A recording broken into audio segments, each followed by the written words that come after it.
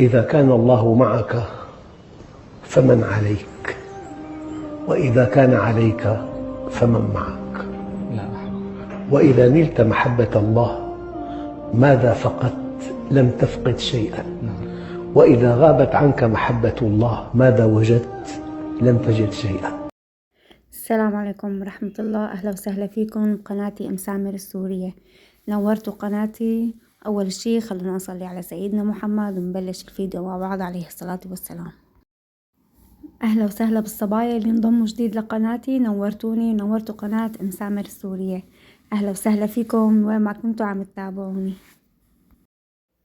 مثل ما تعودنا نبلش يومنا بفنجان القهوة. شربنا قهوتنا وهي حطينا الفطور. كان الفطور فول مدمس، أكل غير شكل. لا تقولولي كل الشعب السوري بحبه. بصراحة اجينا على مصر لقينا لسه أهل مصر بيحبوا الفول الصبح أكتر من السوريين بكتير. هلا معترف علينا نحن السوريين بنفطر الفول يوم الجمعة، أوقات في عالم بتمرق مرة هيك بقلب الجمعة، بس غالبا يوم الجمعة. بس المصريين ما شاء الله يعني كل يوم فطور وغدا وعشاء بأي وقت بتلاقوا عربايات الفول ملات الطريق، محلات الفول بقى شي بجنن ما شاء الله. إن شاء الله هيك ألف هنا على كل مين أكل، كله نعمة الحمد لله. رح نبلش نهارنا. أنا بالعادة ما بطلع على السوق، جوزي بيجيب لي كل أغراضي، بس اليوم طلعت كرمال صور لكم، ويا ريتني عرفت صور كمان يعني مشان ما تزعلوا. بس ماشي الحال، دبرت حالي هيك بكم لقطة تصوير وقدرت صور شوي. أخذت بنتي الصغيرة، ركبت تيك توك من قدام بيتي واتجهت على السوق. جبت بقى شو لازمني، حواضر، الخضرة، الفروج، جبت فروج وشو لازمني غراض، تسوقتها ورجعت على البيت طبخت الطبخة. خليكم معي وشوفوني وين رحت. الأول شي لما فت على المحل الفروج لاشتري استحيت صور، بس لما فت على المحل الأجبان والألبان صورت لكم هيك كم لقطة. كان فاضي المحل ما في حدا فقدرت صور شوي. يعني الحمد لله ما شاء الله موجود كل شي مثل سوريا وأكتر، يعني ما شاء الله مو ناقص شي. مثل ما شفتوا الجبنة بكل أنواع، اللبن مصفى، الشنقليش، الجبنة المدقوقة، كل شي الحمد لله متوفر. وهي محل عطارة، رح جبت من عنده زعتر، كان زعترات كتير طيبين كمان. وآخر شي ختمتها بمحل الحلويات. جبت قطايف وجبت كنافة. وفت على محل الخضرة، بس محل الخضرة كان عجقة كتير كمان استحيت صور. معلش حقكن علي لسه ما تعودت على التصوير. بس هي محل الحلويات صورت لكم هيك شو في أنواع عنده وشو منزلين. هذا محل كمان سوري. وفي محلات مصرية كمان ما شاء الله كلياته بشهو. هلا المشوار الجاي رح صور لكم المحلات المصرية شو ببيعوا مثل حلويات وهيك شغلات معجنات. عندهم شغلات طيبة كتير كتير وبتشهي. أطيب شي عندهم الكروستان اللي عليه شوكولاتة. من وقت جيت على مصر روح قلبي هي الأكلة، كروستان على شوكولا كتير كتير طيبة. الحمد لله كله نعمة، مع الصحة والعافية كل شي نعمة. هون أخذت غراضي وركبنا ردينا تيك توك أنا وبنتي واتجهنا على البيت. هاي هلا وصلت على البيت بقى راح أورجيكم شو اشتريت.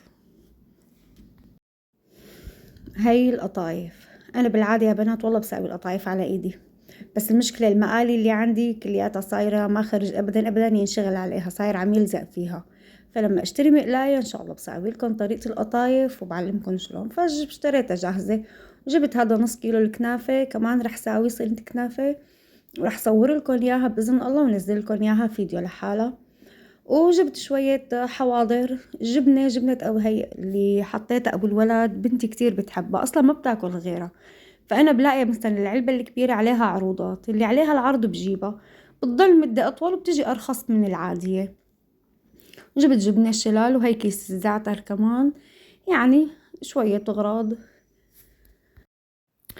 وبتعرفوا يعني لازم بس اطلع لبرا جيب معي اغراض التبولة، يعني لازم ما بقدر هيك شوف اغراض التبولة هيك قدامي وما اشتهي واشتري، لا ما بقدر. فاشتريت بقدونس واشتريت هاد راس الكاوتشة مثل الخس، اللي ما بيعرفوه مثل الخس يعني، بس هذا هون مصري، نحن بسوريا ما عنا منه. جبت بقدونس وجبت معي باقة كزبرة كمان، يعني بتنعاز الكزبرة اي طبخة بجوز اعتاز كزبرة فجأة بلاقيها عندي بالبراد. وجرزة نعناع كمان طيبة كتير مع التبولة. أنا عندي بصل أخضر بالبراد بتطلع أكلة تبولة معتبرة. جبت بندورة وجبت بطاطا وجبت بصل، يعني غراض إنه هدول بيضلوا بالبيت أساسيات بالبيت، يعني مثل البطاطا والبصل والبندورة لازم دائما يكونوا موجودين. الحمد لله جبت غراضي وهلأ ببلش بطبختي. ضبيت الأغراض كلياتها بالبراد مثل ما بتعرفوا إجباري، كل شي طبقته مكانه.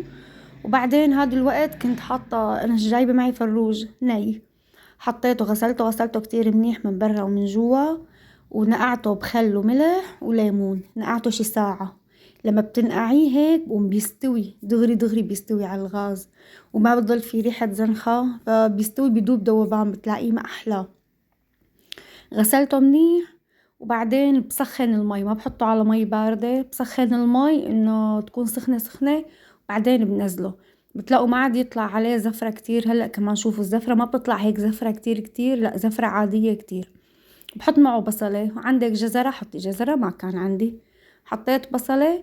هلأ بس غلى بقش الزفرة وبحط له البهارات تبعاته، ونقعت الرز. والرز كمان يا بنات أنا ما بنقعه بمي باردة مشان ما يكسر أو يطحل هيك تطحيل، لا بنقعه بمي دافية. أول شي بغسله حتى يروح هي المادة البيض النشوية اللي عليه. بتعرفوا الرز مثلا بيتنقل من قرنة لقرنة وبيعبوه وهيك فبيلحقوا غبرة، فأنتي لما بتيجي بتنقعي هو عم يرجع يغب المي الوسخة نفسها. فلا أول شي بغسله منيح، بس تروح المي البيضة من عليه بحطه بمصفاية، بعدين بنقعه بمي نظيفة ودافية بيطلع بشهي.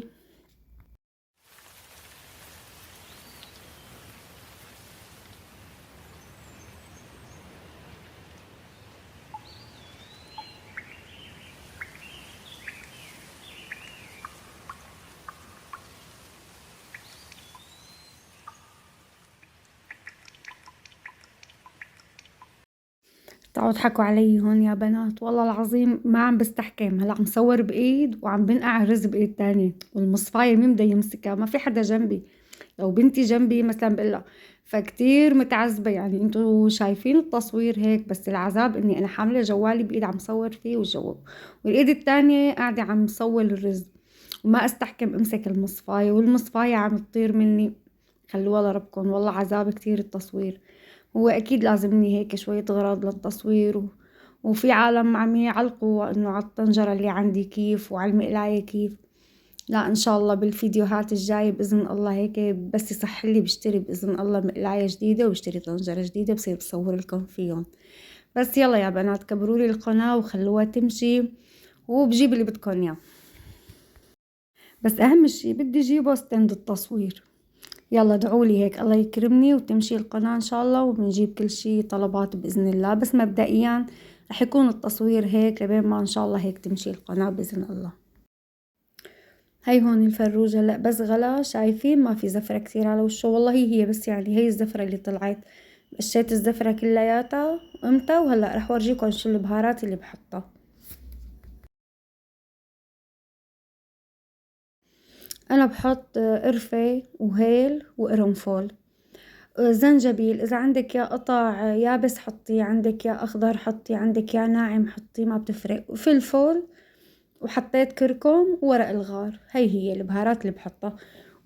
إذا موجود عندك حطي اللومي، الليمون اليابس الصغير اسمه اللومي، حطي بقلب وحدة أو تنتين هيك ثقبيهم بالسكينة وحطيهم. كمان زراف بيطلعوا بس ما كان موجود عندي فحطيت هاي البهارات، طلعت كمان كتير طيبة. هاي كيس الزعتر هلا رح أخلطه. شايفين هذا الزعتر الحلبي الأصلي، يعني هون في أخت حلبية الله يجبر بخاطرها عم تشتغل كمان ببيتها، بقى مساوية من هذا الزعتر، وصيت عليه وجبت منه كمان كتير ظريف. هلا هون رح أطبخ الرز، فما في داعي أدلكن على طريقة طبخ الرز، كلياتكن بتعرفوه. أنا ما عم علم حدا يا بنات، أنا عم شارككن روتيني ويومياتي، فما تقولوا والله عم بعمل معلمة وعلمكم. ما عم معلم حدا، كلياتكم شاطرين وما أحلاكم. طبخ الرز عادي. بس في أخت كتبت لي بالتعليقات حابة أتشكرها كتير كتير، أخت مصرية. والله أنا بفتخر كتير فيكن وفرحانة فيكن كتير كتير إنكم عم تفوتوا وتشوفوا قناتي. أنا كتير مبسوطة إنه إخواتنا المصريين هن عم يتابعوني. بحب أتشكرها وبقولها شكرا لذوقك، وفعلا أعطتني شوية تنبيهات وأعطتني شوية تعليقات فعلا بمكانها، وإن شاء الله أنا راح أشتغل عليها. أعطتني أفكار للتصوير، بدي كمان انتو يا صبايا تعطوني افكار للتصوير، تشجعوني، يعني بدي تشجيع، بدي هيك حتى تكبر القناة بإذن الله. يا ريت اقدر اقول اسماء كل اللي عم يعلقولي واتشكرهم شخص شخص. عكلين شكرا لكم كلياتكم على تعليقاتكم الحلوة.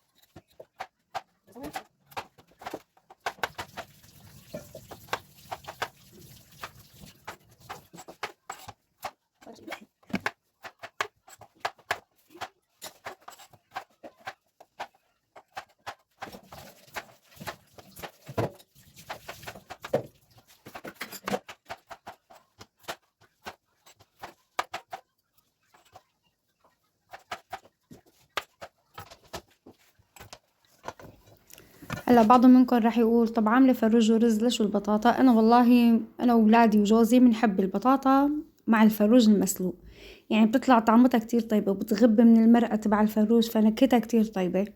ويعني يا بنات هلا مثلا بدل ما نجيب الفروج ناكله هيك على وجبة واحدة ونقوم، لا هيك مع البطاطا عم يبقى يومين، تاكلي أول يوم نصه مع البطاطا وتاني يوم نصه، يعني هيك شوية توفير من هون شوية تدبير من هون بيمشي الحال. فمندبر حالنا الحمد لله رب العالمين، كله نعمة وكله رزق وبركة من رب العالمين. وبدي اتشكركن يا صبايا على اللايكات، وبدي اتشكركن على المشاهدات وعلى التعليقات الحلوة، وبطلب منكم برجع اللي مو مشتركة الله يجبر بخاطرها تشترك، واللي ما بتحط لي لايك كمان تحط لي لايك، والله ما عم تخسري شي. الله يعطيكم العافية، انتو بعرف ما عم تقصروا، ويا ريت يا ريت يا ريت تقولوا لرفقاتكم قرايبينكم جيرانكم اللي بتعرفون حواليكم كمان يشتركوا بالقناة. الله يجبر بخاطركم يا رب يسعدكم. بعرف ما عم تقصروا والحمد لله القناة الف الحمد لله عم تمشي تمام. بدي اياكم هيك على طول. بس اكتر شي حبيتوا فيديو السيران، طالما حبيتوا السيارين خلاص بوعدكم بسيران غير شكل، راح اطلع سيران وصور لكم اياه وارجع نزله على القناة باذن الله. استنوني باذن الله، ولا تنسوني من دعائكم، ان شاء الله ما بنساكم من دعاء. استودعتكم عند رب العالمين الذي لا تضيع ودائعهم. وهي طبختي استوت سكبتها وهلا بدنا نتعشى.